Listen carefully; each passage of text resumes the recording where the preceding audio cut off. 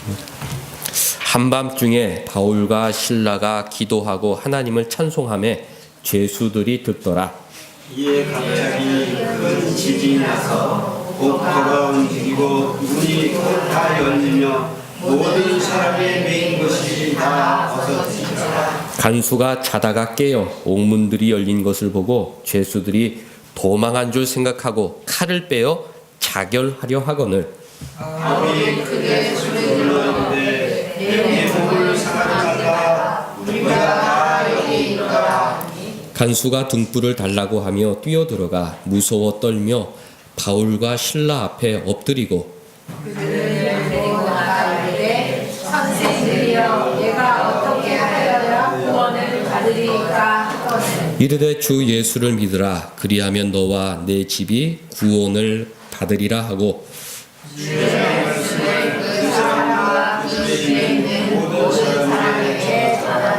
그 밤 그 시각에 간수가 그들을 데려다가 그 맞은 자리를 씻어주고 자기와 그 온 가족이 다 세례를 받은 후 그들을 데리고 자기 집에 올라가서 음식을 차려주고 그와 온 집안이 하나님을 믿음으로 크게 기뻐하니라. 아멘.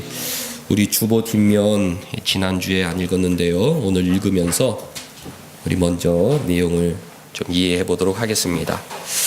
빌립보 감옥 간수의 인생 질문은 무엇이었습니까? 이 질문에 따라 인생이 변하는데 어떻게 하면 풍요로운 삶을 살 수 있을까? 이런 질문으로 새해를 시작하는 사람이 있는가 반면 우리는 어떻게 구원을 받을 수 있을까? 어떻게 변화될 수 있을까? 어떻게 주님 닮을 수 있을까? 이런 인생 질문을 해야 되는데 16장 30절 같이 읽겠습니다. 시작.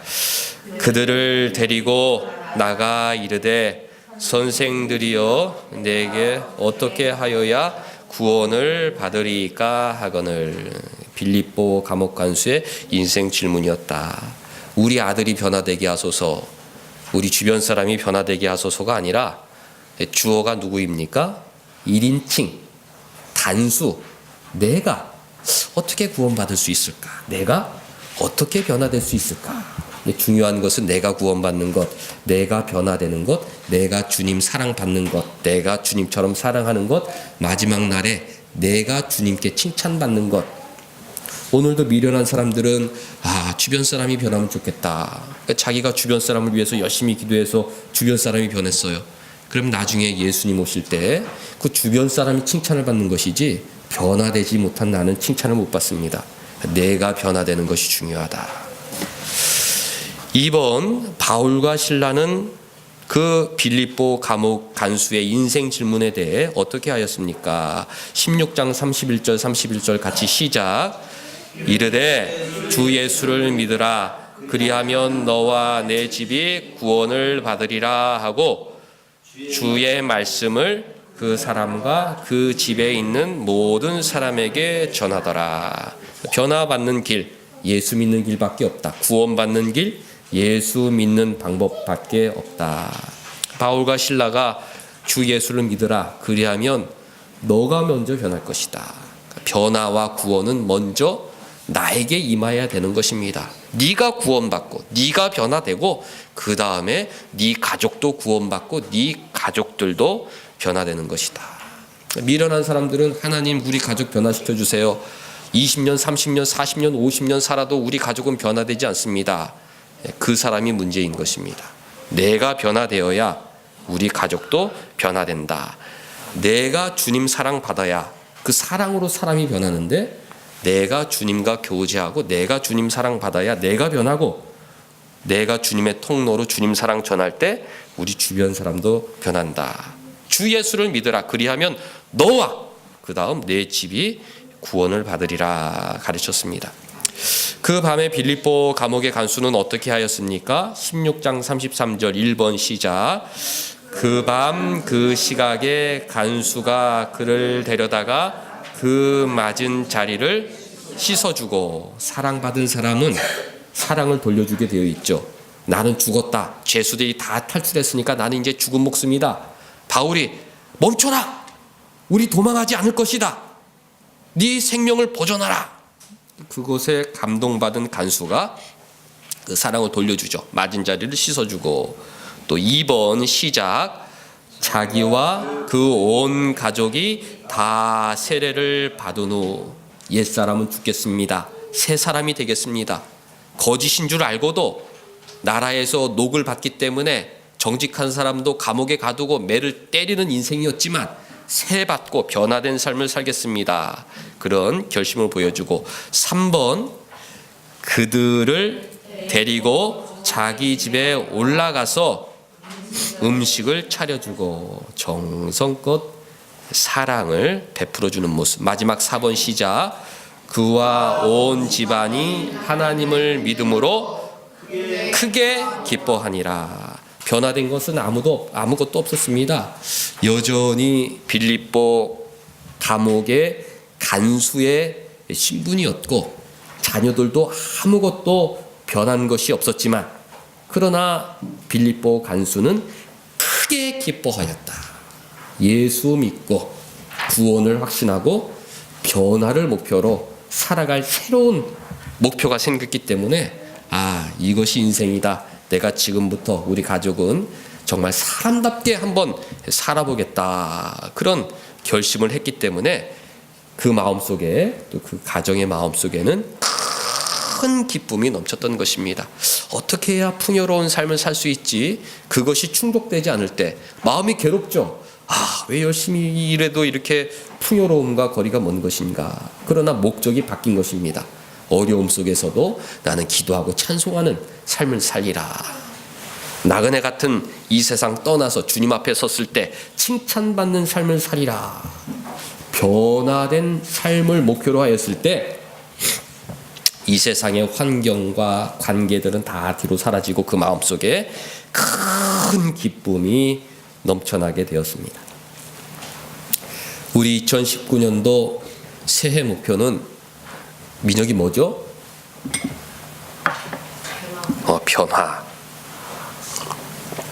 자기 분야에서 성공한 3%의 사람들은 목표를 세우고 자주 그 목표를 들여다보면서 그 목표를 향해 나아간다고 합니다.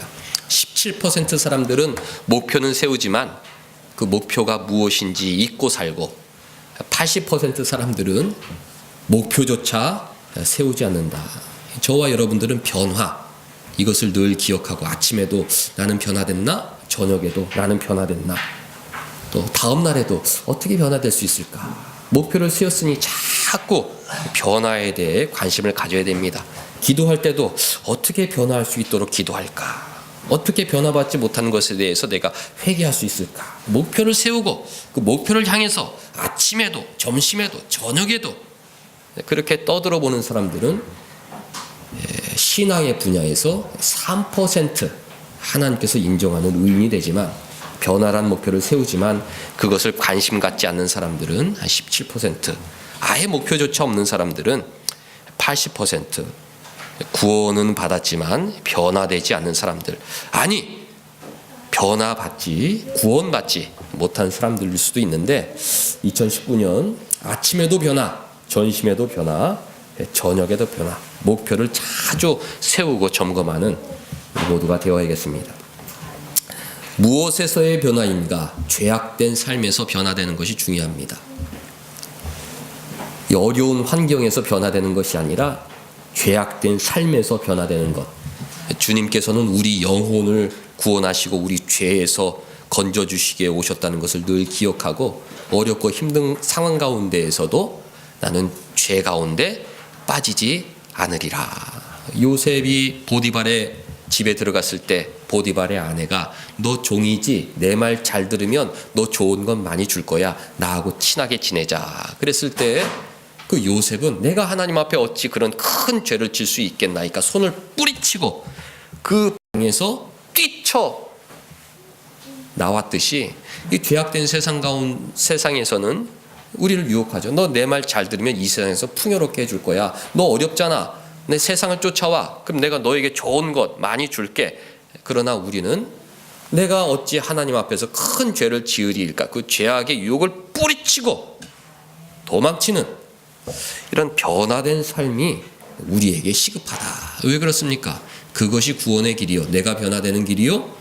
내가 하나님께 칭찬받는 유일한 길이기 때문입니다.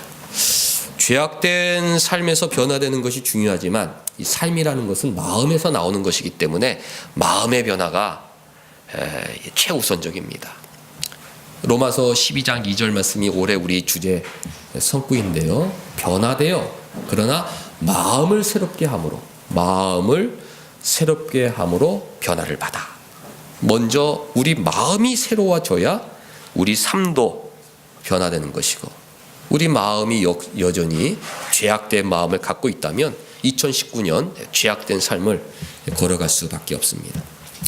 죄악된 마음의 정체가 무엇인가? 오늘 그 5가지를 좀 간단히 살펴보면서 그 5가지 중에서 나의 취약점은 무엇인가? 1년 동안 내가 목표로 해야 될, 내가 버려야 될 죄악된 마음은 무엇인가? 그 5가지 마음 중에서, 죄악된 마음 중에서 나의 가장 취약점이 무엇인가? 그것을 깨닫고 그것을 아침에도 살피고 점심에도 살피고 저녁에도 살피고 다음 날도 살피고 또 살피고, 그렇게 하면 연말에는 우리가 정말 상위 3% 하나님 기뻐하시는 거룩한 성도로 변화될 가능성이 있는 것입니다. 창세기 3장을 한번 보겠는데요. 창세기는 시작의 책이죠. 기원의 책입니다. 모든 시작과 기원이 창세기에 기록이 되어 있습니다. 세상은 어떻게 시작이 되었는가, 인류는 어떻게 시작이 되었는가, 가정은 어떻게 시작이 되었는가, 그런 것들이 잘 나타나 있지만 또 죄도 어떻게 시작이 되었는가, 죄악된 마음이 어떻게 시작이 되었는가, 죄의 기원도 창세기 3장에 잘 기록이 되어 있기 때문에 이곳에서 우리가 5가지 죄악된 마음을 찾아보도록 하겠습니다. 2장 17절을 보면 하나님께서 선악과를 만드신 후에 에덴 동산에서 네가 먹는 날에는 반드시 죽으리라 명령하셨습니다. 아담과 하와야, 내가 너희들에게 모든 것을 다 주겠다. 정말 모든 것을 다 주는데 한 가지만 부탁하자. 이 선악을 알게 하는 나무는 먹지 말아라. 먹으면 반드시 죽을 것이다. 그렇게 명령을 하였습니다. 그러나 죄는 무엇입니까? 이 하나님의 명령을 어기고 그 선악과를 따먹은 것이 죄죠. 죄는 무엇인가? 하나님의 말씀에 불순종하는 것, 하나님 명령에 불순종하는 것, 그것이 죄의 정체죠. 하나님께서 따먹지 말라, 그러면 그 말씀에 순종하여 먹지 말아야 하는데 그 하나님 말씀에 거역한 것, 그것이 바로 죄인 것입니다. 민준아, 죄는 무엇이냐? 하나님 말씀에 불순종한 것, 이렇게 대답하면 되는 것이죠. 최민선, 죄는 무엇입니까?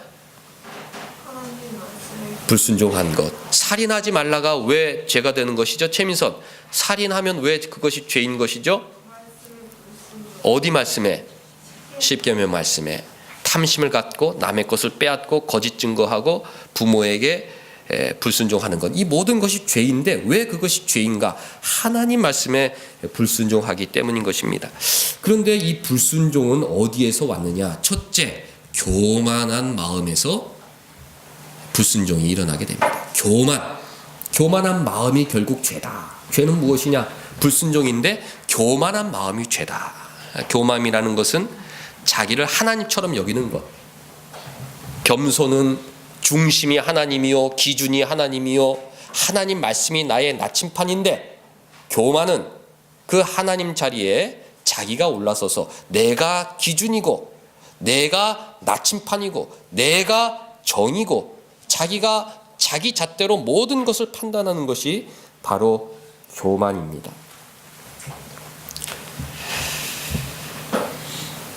(4절) 3장 4절을 보시기 바랍니다. 뱀이 여자에게 이르되 너희가 결코 죽지 아니하리라. 하나님께서는 반드시 죽으리라. 뱀은 결코 죽지 아니하리라. 여러분들 같으면 누구의 말을 믿겠습니까? 당연히 하나님 말을 믿어야겠죠. 죽지 아니하리라. 아니, 먹으면 죽는다고 말씀하셨으니까 나는 먹지 않을 거야. 그런데 여자하고 아담은 자기가 기준이 되어 먹어도 죽지 않겠구나, 자기가 판단을 내렸던 것입니다. 5절 말씀 보면 그것을 먹는 날에는 너희 눈이 밝아져 하나님같이 되어, 하나님같이 될 것이다. 이 말이 바로 교만한 마음을 가장 잘 표현하는 것입니다. 죄의 시작은 무엇이냐? 내가 하나님같이 될 것이다. 내가 하나님이다. 모든 옳고 그름의 판단 기준은 내 생각이다. 여기서부터 죄악된 삶이 시작이 되는 것입니다. 5가지 중에 첫 번째 것을 우리가 생각해 보는데, 어떻게 교만한 마음이 나의 가장 취약점이라 이런 생각을 해보게 되지 않습니까? 무언가 선택할 때, 또 다른 사람들의 행동을 판단할 때 내가 기준이 되어 옳고 그름을 판단하지는 않던가. 하나님은 모든 허물을 덮고 사랑하라고 명령하셨는데, 나는 내가 기준이 되어 나는 잘못한 것이 없고 나는 의인이고 모든 것은 내 주위 사람들의 잘못이라고 생각하지는 않았는가. 그것이 바로 교만한 마음이고, 자기가 기준이 되는 그 교만한 마음 속에서 죄악된 삶이 시작이 되는 것입니다. 죄악된 마음의 두 번째는 탐심이죠. 성경은 탐심은 우상숭배라, 돈을 사랑함이 일만악의 근원이 된다. 탐욕을 버리라, 정욕을 버리라, 욕심을 버리라, 그렇게 자주 가르치고 있습니다. 욕심이, 탐욕이 우리를 죄악된 삶 가운데 빠지게 만들기 때문에 하나님은 그 무엇보다도 탐욕과 욕심과 정욕을 버리라, 십자가에 못 박아라, 강력하게 명령하고 계시죠.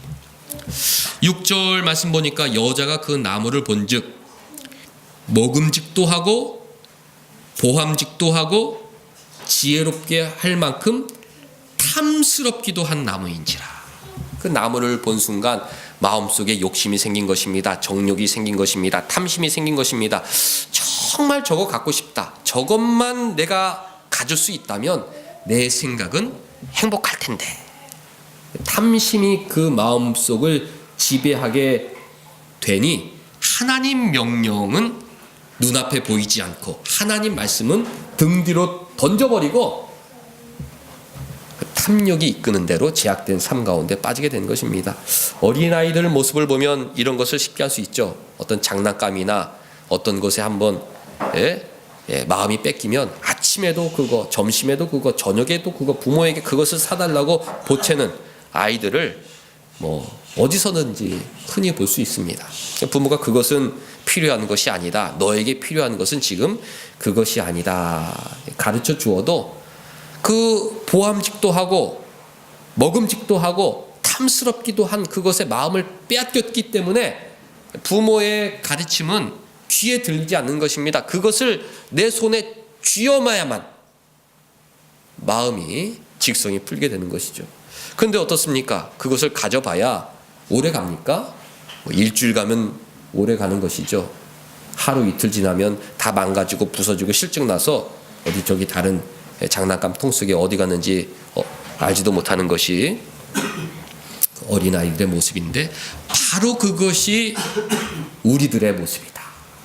보암직도 하고 먹음직도 하고 탐스럽기도 해서 조금만 가질 수 있다면 내 삶에 큰 행복이 찾아올 것 같은데, 그런 탐욕스러운 마음에서 죄악된 삶이 시작이 되는 것이고, 아담과 하와도 그런 탐심 때문에 하나님 명령을 어기게 되었다.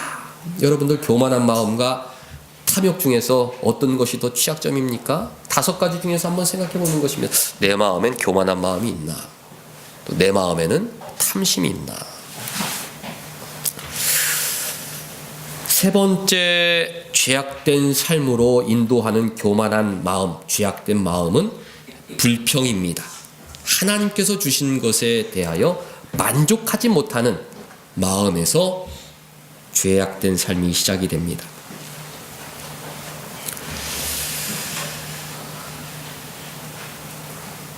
12절을 보면 하나님께서 누가 너보고 그 나무 열매를 따먹으라 하더냐 꾸짖었을 때 아담이 이르되 하나님이 주셔서 나와 함께 하신 여자 그가 그 나무 열매를 줌으로 내가 먹었나이다. 이런 변명을 하죠. 하나님 하나님께서 나에게 주신 그 여자가 나에게 영향을 끼쳐 내가 이 지경에 이르게 된 것입니다. 그 깊은 의도는 모든 책임을 하나님께로 돌려버리는 것이죠. 하나님 그 여자를 내게 주지 않았더라면 이런 일이 없었을 텐데, 하나님께서 내게 주신 그 여자 때문에 이런 일이 일어난 것 아닙니까? 하나님의 섭리, 하나님의 선물, 하나님의 주권에 대해 불평불만하는 마음, 그 마음이 바로 죄악된 삶의 시작이다. 13절 여호와 하나님이 여자에게 이르시되 너는 그러면 어찌하여 이렇게 하였느냐? 여자가 이르되 뱀이 나를 꿰었나이다. 뱀도 하나님의 창조물이죠. 뱀이 나를 꿰어서 이렇게 된 것입니다. 아담도 하와도 나는 잘못한 것이 없습니다. 다 하나님 때문입니다. 하나님께서 만들어주신 좋은 것들에 대하여 불평불만 변명하는 삶이 죄악된 삶의 밑바탕이다. 여러분들 어떻습니까? 하나님께서 좋은 건 많이 주시고 여기까지 인도하셨고 또 새해에도 섭리로 인도하실 터인데 마음속으로 하나님 내 삶은 왜 이렇습니까? 그런 마음을 혹시라도 갖고 계시지 않으신지, 입을 열 때 찬송과 감사가 많은지, 아니면 누구를 원망하고 불평하고 사람을 원망한다는 것은 그 사람을 지으신 하나님을 원망하는 것인데 늘 마음속에 사람에 대한 원망으로 가득하진 않은지, 그 불평 불만의 죄악된 마음 때문에 우리가 이 세상에서 죄악된 삶을 살 수밖에 없는 것입니다.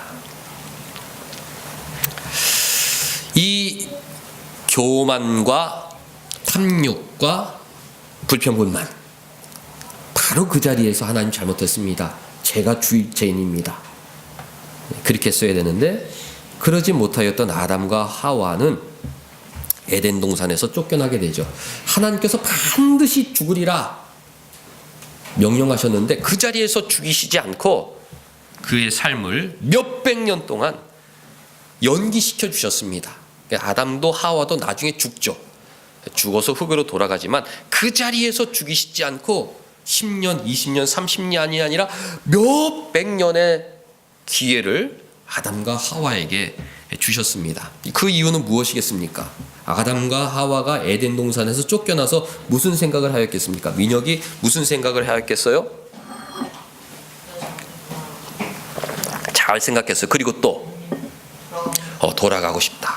내가 왜 그때 그렇게 교만한 마음을 가졌을까? 하나님 먹지 말라고 그랬으면 먹지 말았어야지. 내가 왜 그렇게 교만하게, 또 왜 그렇게 탐욕의 눈이 어두웠을까? 그까짓 그거 뭐라고 에덴 동산의 모든 것을 나에게 주셨는데 왜 그거 하나에 마음이 꽂혀가지고 탐욕스럽게 하나님 말씀에 불순종했을까? 무엇보다도 왜 불평불만했을까? 그때 겸손히 나의 죄를 인정하고 하나님 앞에 무릎 꿇고 빌었더라면 어떻게 되었을까?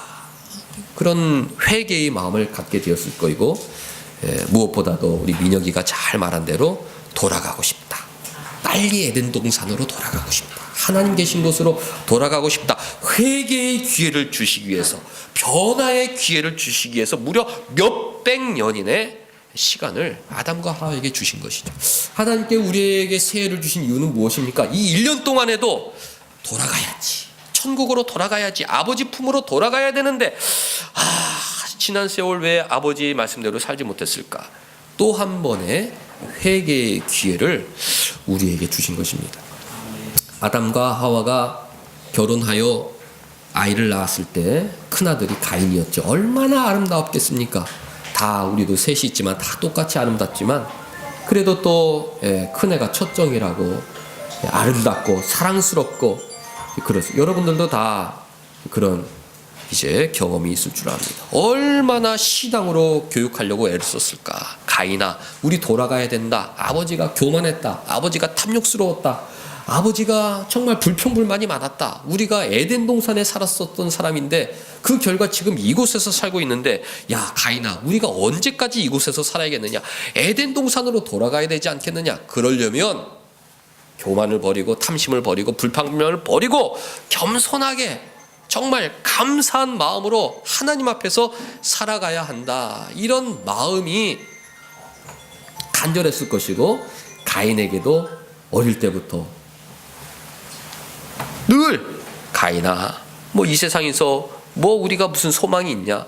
응? 이 쫓겨난 척박한 땅에서 우리가 가시덤불과 엉겅퀴를 지금 갈아먹고 땀 흘리고 수고하는데 이거 너무 고단한 삶 아니냐? 우리가 어쩔 수 없이 땀을 흘려 땅의 소산을 먹고 살지만 우리는 여기서 이거 할 사람들이 아니다.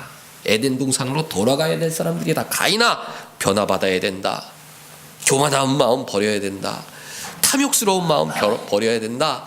불평불만한 마음 버려야 된다. 하나님 왜 여기서 가시덤불과 엉겅퀴를 지금 읽으면서 아침부터 저녁까지 땀 흘리며 먹지 않도록 왜 이런 수고하는 고생을 우리에게 하십니까? 왜 우리가 이런 고생을 하고 있는 것입니까? 우리의 죄 때문에 이 세상에서 이런 고단한 삶을 살고 있는데, 가인에게 돌아가자, 가인아 우리 함께 돌아가자 그랬습니다마는 어떻습니까? 가인은 동생을 죽이는 성경의 첫 살인자로 변하게 되었죠. 가인이 동생을 돌로 쳐 죽이게 된 그 죄악된 마음은 무엇이었습니까? 4장 5절을 보니까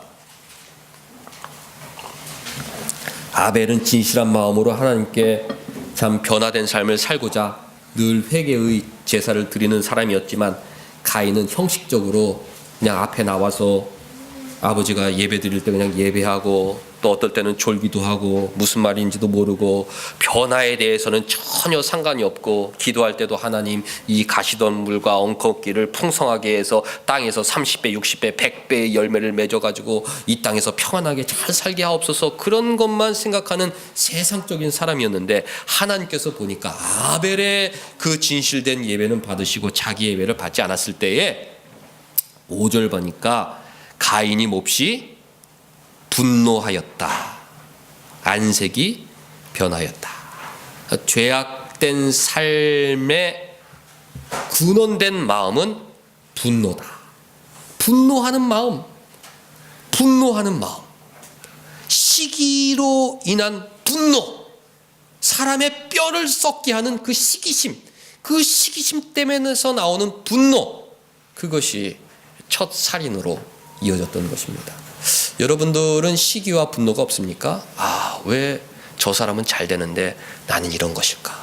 시기하는 마음, 분노, 저 사람이 없으면 좋겠다. 분노하는 마음, 거기에서 대부분 죄악된 삶이 나오게 되는 것이죠. 가인이 아담과 하와의 그 신앙교육을 잘 받았었더라면 얼마나 좋았을까 생각하지만, 하나님의 선택하심은 우리가 어떻게 판단할 수가 없는 것이죠. 하나님은 셋을 택하셨고 가인은 택하지 않으셨다. 아무리 부모가 교육을 해도 그것이 받아들여지지 않는 자녀들이 있다. 이런 것을 생각할 때에 빌립보 간수가 온 가족이 하나님을 믿었을 때 크게 기뻐했던 것은 너무나 당연한 것입니다. 온 가족이 예수 믿고 세례 믿어 하나님을 믿었다.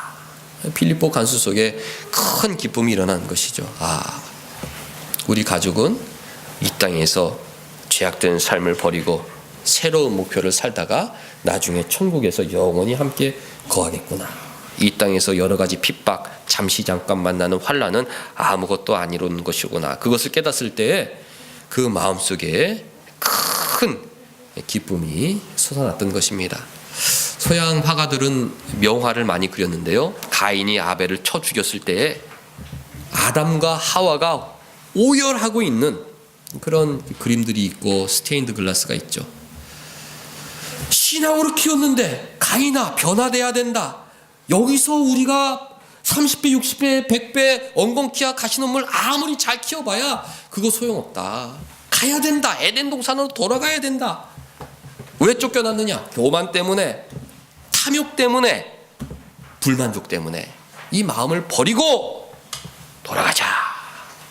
가인은 그런 마음에 관심이 없었습니다. 전혀 신앙이 무엇인지도 모르고 하나님 뜻이 무엇인지도 모르고 영적으로 죽어 있었던 사람이었기 때문에 시기심과 분노로 인해 자기 아우 아벨을 죽이는 죄악된 삶에 빠지게 된 것입니다. 죄악된 마음 네 가지를 생각해 보았죠.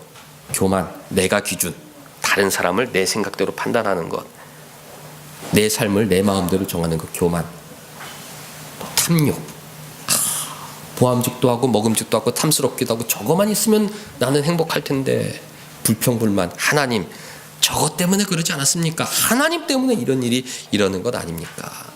네 번째, 시기와 분노. 마지막 다섯 번째, 그것은 불안한 마음입니다. 마음이 불안해요.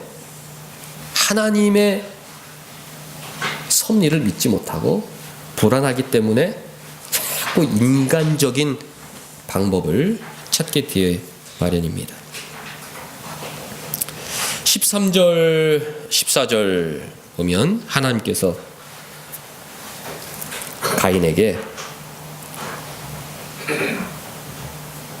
벌을 내리셨을 때 너무 무겁사옵나이다. 14절, 주께서 오늘 이 지면에서 나를 쫓아내시오면 나는 죽을 것입니다. 이런 불안감이 죄악된 모습인 것입니다. 아브라함이 아비멜렉 땅에 들어갔을 때, 애굽으로 내려갔을 때 사람들이 나를 죽일 것이다. 불안한 마음이 생기니 어떻겠습니까? 아는데, 제 여동생입니다. 제 여동생이에요. 이쁘죠? 제 여동생입니다. 그래서 선물을 받고 그렇게 살고자 했던 인간적인 마음, 불안한 마음, 그것이 아브라함을 죄악된 삶으로 이끌었습니다. 하나님께서 독자를 주신다고 그랬는데 나는 늙었고 부인은 사라가 끊어졌고 아들이 어떻게 생기겠는가? 불안한 마음 속에 아브라함에게 하갈을 통해 우리가 아이를 낳읍시다. 불안한 마음, 하나님의 섭리를, 하나님의 능력을 믿지 못하는 그 불안한 마음 속에서 죄악된 삶이 시작이 되는 것입니다. 16절, 17절, 가인이 여호와 앞을 떠나 에덴 동쪽 롯 땅에 거주하더니 아내와 동침하며 그가 임신하여 에독을 낳은지라. 가인이 성을 쌓았다. 성을 쌓은 이유는 무엇입니까? 불안하기 때문에 이 성을 쌓아야만 내 삶이 안전할 수 있다고 생각했기 때문에. 오늘도 많은 사람들이 성을 쌓고 있죠. 다 황금으로 큰 성을 쌓고 그 황금성 안에 있어야 내가 안전하다. 불안하기 때문에 그런 생각을 하고 그 황금성을 쌓다 보니 거기에 교만과 탐욕과 2% 조금만 더 가지면 좋겠다. 불평불만과 또 다른 사람이 더 높은 성을 쌓으면 시기와 분노가 생기는 죄악된 삶을 걸어가게 되고, 가인의 후손들은 하나님을 진실된 섬기는 삶과는 동 떨어진 오직 세상에서 성을 쌓는 그런 죄악된 삶을 살아갔던 것입니다.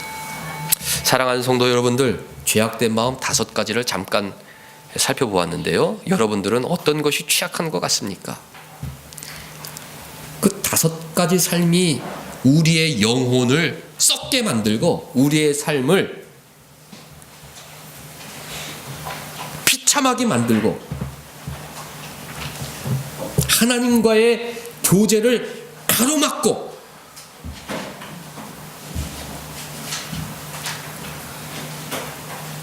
하나님께서 사랑의 채찍으로 우리를 훈계하시는 잠시 잠깐의 고난도 받게 만드는 우리 삶에서는 없어져야 할 가장 나쁜 겉이름을 기억하시기 바랍니다.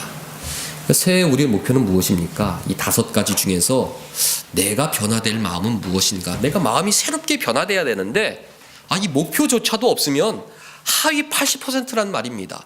목표조차도 세우지 못하면 신앙생활의 하위 80%. 예를 들어서 나는 좀 교만한 것 같아. 목표는 세웠지만 거기에 관심이 없는 사람들은 17%. 신앙생활의 3%는 나는 교만하지. 아침에도 오늘 또 내가 내 생각대로 판단하는 일은 없어야 될 텐데 조심하고, 저녁 때 내가 오늘 내 생각대로 판단했던 일은 무엇일까? 왜 나는 이런 생각을 같이 하는 것일까? 왜 나는 이런 습관에 빠져가지고 사람들을 정죄하는 것일까? 하나님 변화시켜 주옵소서. 기도도 정확하게, 소원도 정확하게, 목표도 정확하게 세울 때 사람은 군뱅이 같이 변한다고 하지 않습니까? 순식간에 변하는 사람이 없어요. 조금씩 변하는데 그 목표조차도 세우지 않고 점검조차도 하지 않는다면 발전은커녕 후퇴할 수밖에 없는 것이 죄악된 저의 모습, 우리의 모습 아닙니까? 그러니까 새해는 변화가 목표다. 변화를 받는 것이 목표다. 변화받기 위해서는 마음이 새롭게 되어야 된다. 어떤 마음이 새롭게 되어야 되느냐? 교만, 탐심,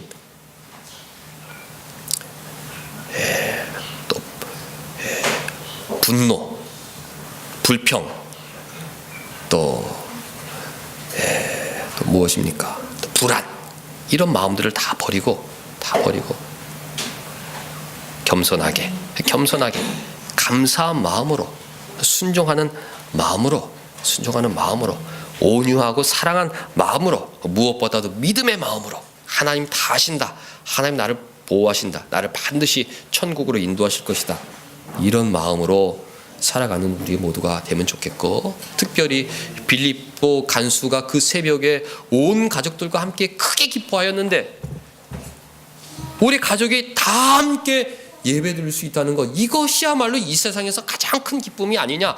오늘 예수님 오시면 좋겠다. 우리 가족이 다 함께 예배드리는 이날 예수님 오셔서 우리가 에덴 동산 저 천국에서 영원히 함께 살 수 있으면 얼마나 좋을까. 우리 사랑하는 가족 중에서 가인처럼 한 사람이라도 잃어버린다면 이것이야말로 세상에서 얼마나 끔찍하고 비참한 일이 아니겠는가. 목표를 세우고 내가 구원받고 내가 변화됐고 우리 가족이 구원받고 우리 가족이 변화되는 이 목표를 세우고 자주 확인하면서 진정한 변화를 이루어가는 저와 여러분들 온사랑교회 될 수 있기를 주님의 이름으로 간절히 축원합니다. 하나님 말씀이 우리 심령에 깊이 새겨지게 하여 주셔서 하나님 뜻대로 하나님 형상대로 변화되는 거룩하고 귀한 한 해 되게 하여 주시옵소서. 예수님의 이름으로 기도드리옵나이다. 아멘.